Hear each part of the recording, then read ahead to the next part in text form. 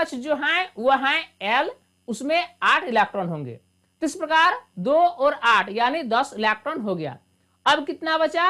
अब 7 इलेक्ट्रॉन बचा, यानी M कक्ष में अब 7 इलेक्ट्रॉन हो गए।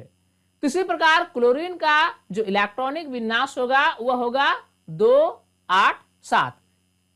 तो इस प्रकार इन तीनों पॉइंट्स के जरिए इलेक्ट्रॉनों का वितरण किया जाता है पहले 18 तत्वों के लिए। अब आइए अगला क्वेश्चन देखते हैं। अब हम देखेंगे एक्सरसाइज का क्वेश्चन नंबर 7। सिलिकॉन और ऑक्सीजन का उदाहरण लेते हुए संयोजकता की परिभाषा दीजिए। इस क्वेश्चन में हमें बताना है कि संयोजकता होता क्या है और इसमें हमें उदाहरण लेना है सिलिकॉन और ऑक्सीजन का। आइए हम इसका उत्तर लिखने की कोशिश करते हैं। 8 इलेक्ट्रॉन वाले सबसे बाहरी कक्ष को अष्टक कहा जाता है। अगर किसी परमाणु में बाहरी जो कक्षा होती है उसमें अगर 8 इलेक्ट्रॉन हो तो इससे हम कहेंगे कि ये अष्टक पूरा कर लिया। परमाणु अपने बाह्यतम कक्ष में अष्टक प्राप्त करने के लिए आपस में इलेक्ट्रॉनों की साझेदारी या स्थानांतरण करते हैं। अब हर प्रकार की परमाणु की ये कोशिश होती है कि रासायनिक अभिक्रिया में वह अपने बाह्यतम कक्षा में 8 इलेक्ट्रॉन पूरा कर ले, यानी अष्टक पूरा कर ले। बाहरी कक्ष में इलेक्ट्रॉनों के अष्टक बनाने के लिए परमाणु जितनी संख्या में इलेक्ट्रॉनों की साझेदारी या स्थानांतरण करती हैं वही उस तत्व की संयोजकता होती है। अब किसी तत्व का हम उदाहरण लेते हैं, उसके परमाणु इलेक्ट्रॉनों की कितनी संख्या स्थानांतरण करती हैं या फिर साझेदारी करती हैं ताकि उसकी बाहरी कक्षा में अष्टक पूरा हो जाए, तो इसी संख्या को उस तत्व की संयोजकता कहते हैं। अब आइए इसको हम उदाहरण के लिए लेते हैं सिलिकॉन और ऑक्सीजन, यानी सिलिकॉन और ऑक्सीजन का उदाहरण लेकर हम संयोजकता को समझेंगे। सबसे पहले हम उदाहरण लेते हैं सिलिकॉन का। सिलिकॉन का परमाणु संख्या होता है 14। अब आइए देखते हैं कि सिलिकॉन का इलेक्ट्रॉनिक विन्यास कैसा होगा। इसमें जो पहला कक्षा होगा K, उसमें 2 इलेक्ट्रॉन होंगे। दूसरा कक्षा यानी L कक्षा में 8 इलेक्ट्रॉन होंगे और बाकी जो 4 इलेक्ट्रॉन बचा वह M कक्षा यानी तीसरा कक्षा में होगा। इस प्रकार हमने क्या देखा कि सिलिकॉन का जो बाहरी कक्षा है उसमें 4 इलेक्ट्रॉन है। तो अब क्या करेगा कि सिलिकॉन अपनी बाह्यतम कक्षा में 8 पूरा करने के लिए, अष्टक पूरा करने के लिए 4 इलेक्ट्रॉनों की साझेदारी करेगा। तो इसीलिए हम कह सकते हैं कि सिलिकॉन अपनी बाह्यतम कक्ष में अष्टक पूरा करने के लिए 4 इलेक्ट्रॉनों की साझेदारी करेगा। अतः सिलिकॉन की संयोजकता 4 है। इस प्रकार हम कह सकते हैं कि सिलिकॉन की संयोजकता कितनी है? तो सिलिकॉन की संयोजकता 4 है। अब हम उदाहरण लेंगे ऑक्सीजन का। ऑक्सीजन का परमाणु संख्या होता है 8। इसमें पहला कक्ष यानी K कक्षा में 2 इलेक्ट्रॉन होंगे और दूसरा कक्षा यानी L कक्षा में 6 इलेक्ट्रॉन होंगे। तो इस प्रकार हमने क्या देखा कि ऑक्सीजन परमाणु के बाह्यतम कक्षा में 6 इलेक्ट्रॉन हैं। अब ये ऑक्सीजन का परमाणु क्या करेगा न, अपना बाह्यतम कक्षा में 8 इलेक्ट्रॉन पूरा करने के लिए 2 इलेक्ट्रॉन कहीं से ग्रहण करने की कोशिश करेगा। तो इसीलिए हम लिख सकते हैं कि ऑक्सीजन अपनी बाह्यतम कक्ष में अष्टक पूरा करने के लिए 2 इलेक्ट्रॉन ग्रहण करेगी। अतः ऑक्सीजन की संयोजकता 2 है। तो इस प्रकार हमने ये पाया कि ऑक्सीजन की जो संयोजकता है वह 2 है। अब आइए नेक्स्ट क्वेश्चन देखते हैं। अब हम देखेंगे क्वेश्चन नंबर 8। उदाहरण के साथ व्याख्या कीजिए। परमाणु संख्या, द्रव्यमान संख्या, समस्थानिक और समभारिक। समस्थानिक के कोई 2 उपयोग लिखिए।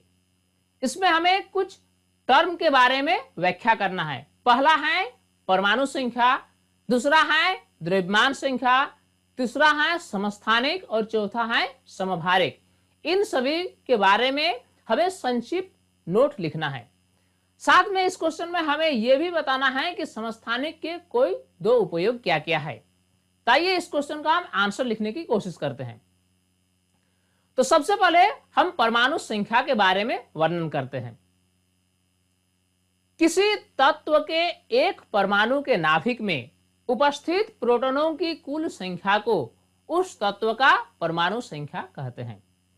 चूंकि आपने नाम सुना होगा कि तत्व का परमाणु संख्या होता है, तो किसी तत्व का परमाणु संख्या क्या है न उस तत्व के एक परमाणु में नाभिक के अंदर कितनी प्रोटॉन उपस्थित हैं, उसी संख्या को उस तत्व का परमाणु संख्या कहा जाता है। हम उदाहरण ले लेते हैं सोडियम का। सोडियम जो है ये एक तत्व है और सोडियम के एक परमाणु में उसके नाभिक के अंदर 11 प्रोटॉन मौजूद होते हैं, यानी सोडियम तत्व की परमाणु संख्या जो है वह 11 है। परमाणु संख्या को Z द्वारा सूचित किया जाता है। अब हम कुछ तत्वों के परमाणु संख्या को देखेंगे। अगर हम बात करें ऑक्सीजन का, तो ऑक्सीजन का परमाणु संख्या होता है 8। ठीक इसी प्रकार कार्बन का परमाणु संख्या होता है 6 और सोडियम का परमाणु संख्या होता है 11। तो इस प्रकार हर तत्व का अपना अपना परमाणु संख्या होता है। अब अगला टर्म है द्रव्यमान संख्या। परमाणु के नाभिक में उपस्थित प्रोटॉनों और न्यूट्रॉनों की कुल संख्या के योग को द्रव्यमान संख्या कहते हैं। किसी परमाणु के नाभिक में प्रोटॉनों की संख्या और न्यूट्रॉनों की संख्या के कुल योगफल को ही उस परमाणु का द्रव्यमान संख्या कहते हैं। द्रव्यमान संख्या को कैपिटल A द्वारा सूचित किया जाता है। उदाहरण हम ले लेते हैं सोडियम का, यानी Na का। तो सोडियम के एक परमाणु में 11 प्रोटॉन और 12 न्यूट्रॉन होते हैं। तो अगर हम बात करें कि सोडियम का द्रव्यमान संख्या क्या होगा, तो इसके लिए हमें प्रोटॉन की संख्या और न्यूट्रॉन की संख्या को आपस में जोड़ना होगा। तो इस प्रकार सोडियम का द्रव्यमान संख्या हो जाएगा 11 + 12, यानी सोडियम का द्रव्यमान संख्या निकल गया 23। तो इस प्रकार द्रव्यमान संख्या को निकालने के लिए हमें प्रोटॉन की संख्या और न्यूट्रॉन की संख्या को आपस में जोड़ना पड़ता है। अब अगला टर्म है समस्थानिक।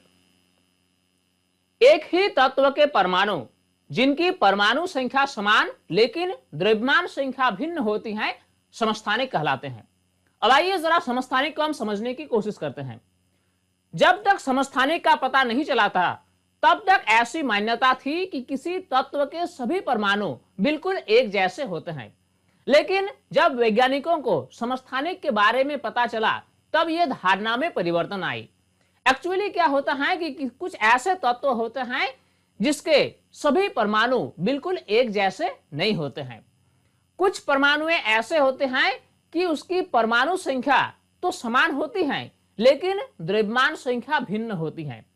तो किसी तत्व के ऐसे परमाणु जिसकी परमाणु संख्या समान लेकिन द्रव्यमान संख्या भिन्न होती है, वैसे परमाणुओं को उस तत्व का समस्थानिक कहते हैं। हाइड्रोजन के 3 समस्थानिक होते हैं। अब जरा समस्थानिक को समझने के लिए हम हाइड्रोजन का एग्जांपल लेते हैं। हाइड्रोजन के 3 समस्थानिक हैं। पहला है प्रोटियम, दूसरा है ड्यूटेरियम और तीसरा है ट्राइटियम। अगर हम प्रोटियम की बात करें तो इसका नाभिक में 1 प्रोटॉन होते हैं और इसमें न्यूट्रॉन नहीं होते हैं, इसीलिए प्रोटियम का जो द्रव्यमान संख्या होगा वह 1 होगा, क्योंकि इसके नाभिक में केवल और केवल एक ही कण होते हैं और वह होते हैं प्रोटॉन। अगर हम ड्यूटेरियम की बात करें तो इसके नाभिक में 1 प्रोटॉन और 1 न्यूट्रॉन होते हैं, यानी इसके द्रव्यमान संख्या जो होंगे वह 2 होंगे, क्योंकि 1 प्रोटॉन + 1 न्यूट्रॉन यानी 2।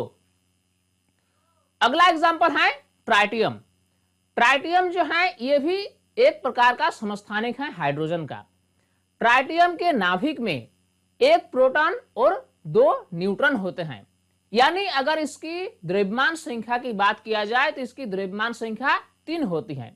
तो इस प्रकार हमने क्या देखा कि हाइड्रोजन के जो परमाणु होते हैं वह अलग अलग हो सकते हैं। कुछ परमाणु प्रोटियम होते हैं, कुछ परमाणु ड्यूटेरियम होते हैं, जबकि कुछ परमाणु ट्राइटियम होते हैं। अब अगला टर्म है समभारिक। विभिन्न तत्वों के परमाणु जिनकी परमाणु संख्या भिन्न परंतु द्रव्यमान संख्या समान होती है समभारिक कहलाते हैं। समभारिक जो है ये समस्थानिक का जस्ट उल्टा है। समस्थानिक में हमने क्या देखा कि परमाणु संख्या समान होती है परंतु द्रव्यमान संख्या भिन्न होती है, लेकिन समभारिक में क्या होता है कि इसमें परमाणु संख्या भिन्न परंतु द्रव्यमान संख्या समान होती है। कैल्शियम का परमाणु संख्या 20 और आर्गन का परमाणु संख्या 18 होता है।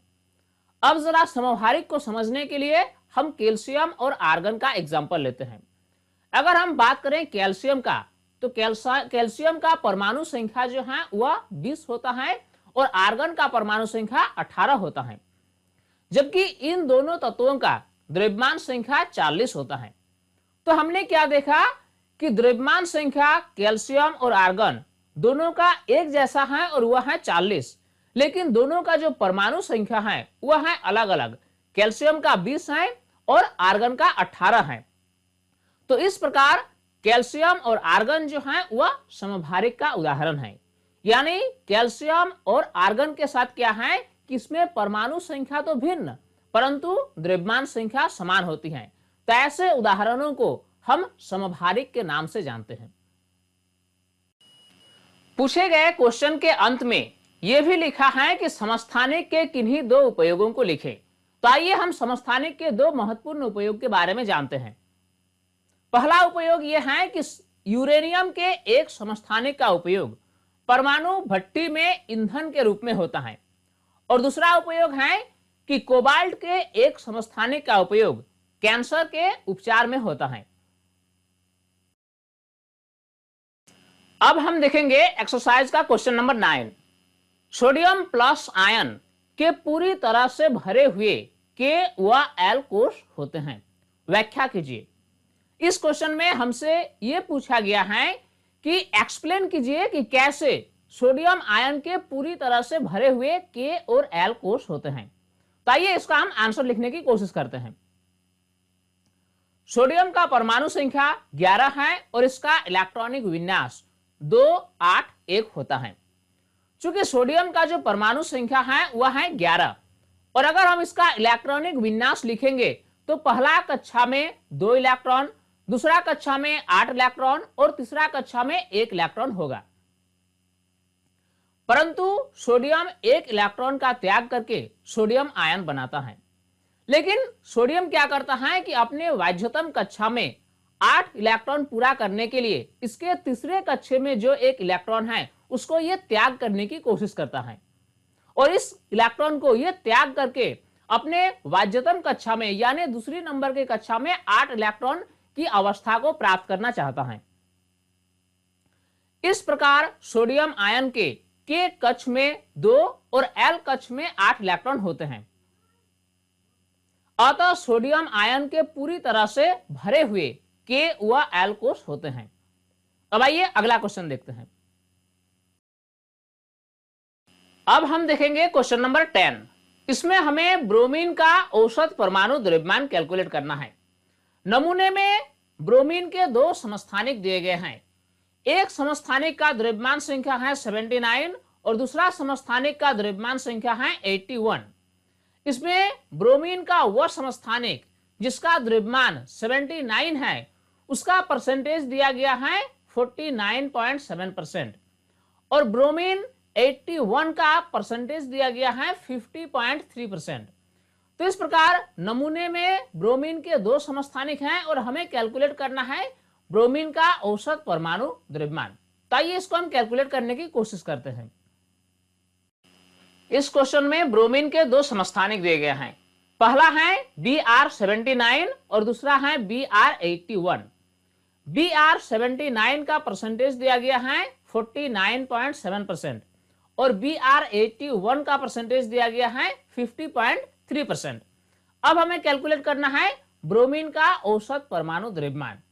इसके लिए पहले समस्थानिक के द्रव्यमान संख्या को हम लिखेंगे जो कि है 79।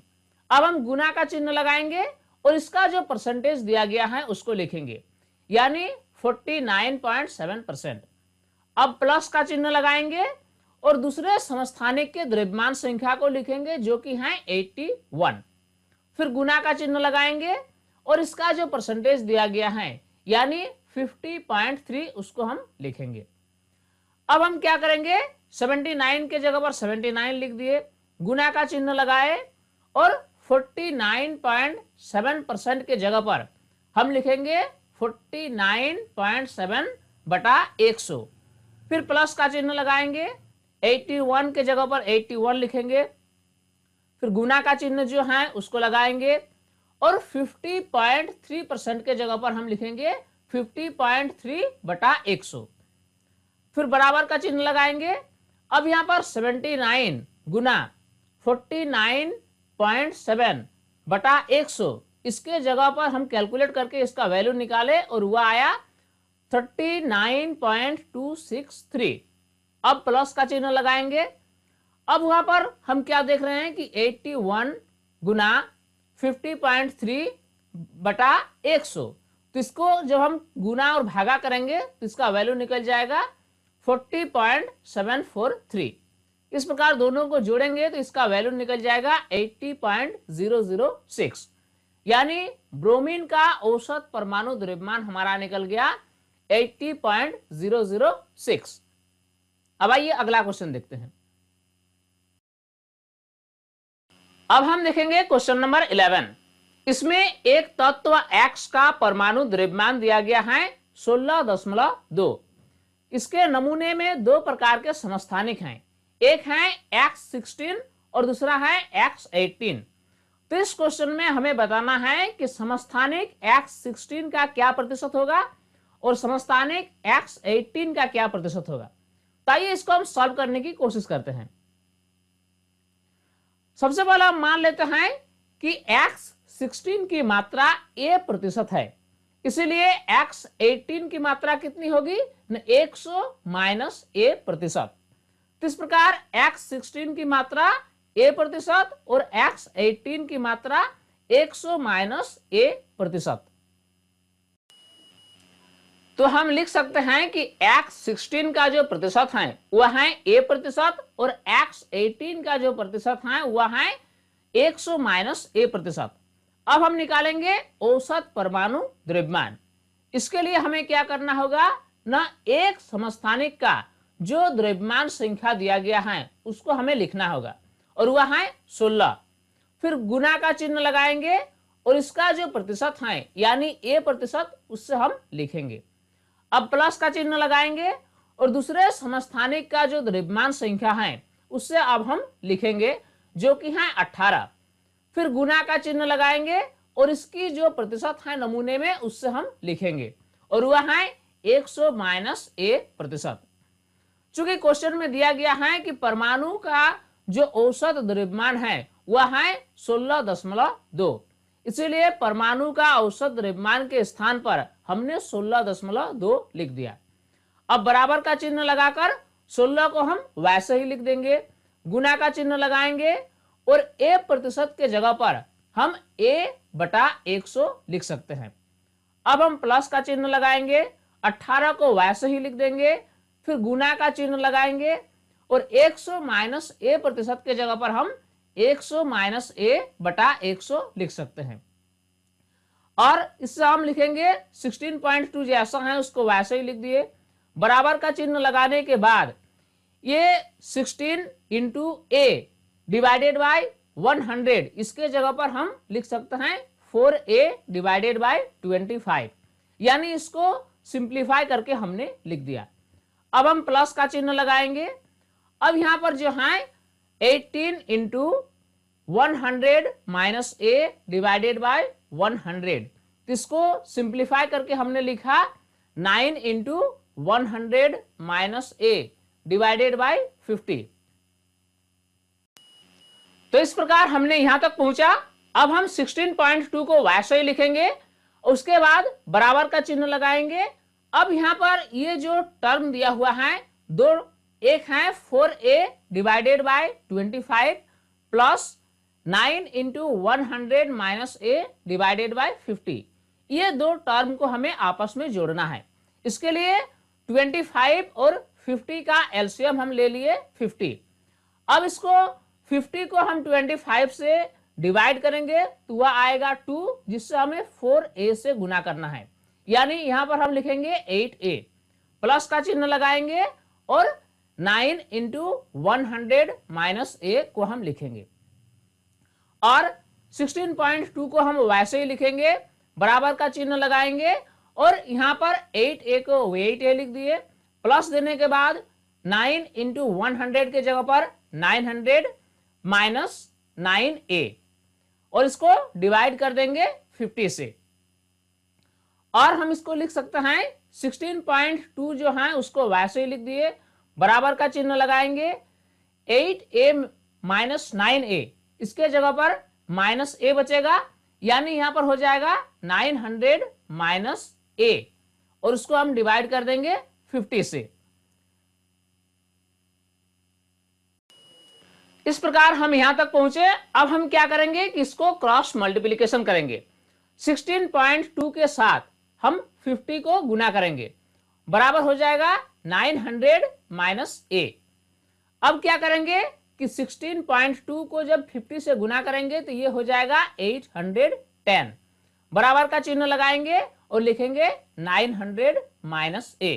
इस प्रकार इसको हम जब सॉल्व करेंगे तो a का वैल्यू हमारा कितना निकल जाएगा, वह निकल जाएगा 90। यानी हम कह सकते हैं